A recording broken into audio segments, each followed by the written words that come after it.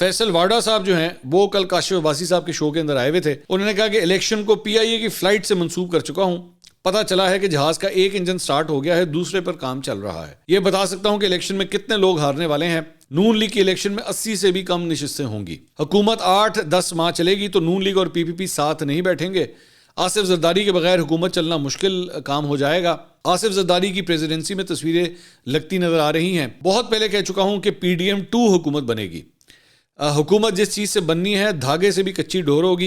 निगरा हुकूमत ने मईशत को संभाला दिया, बेयकीनी का खात्मा किया है। नई हुकूमत आती है तो देखिएगा एक मरतबा फिर सारी सूरत हाल बिगड़ेगी। आज़ाद उम्मीदवार को तोड़ने की ज़रूरत नहीं, हवा के रुख के साथ चलेंगे। छोटे खिलाड़ियों और बड़े खिलाड़ियों के अलग अलग भाव लगेंगे।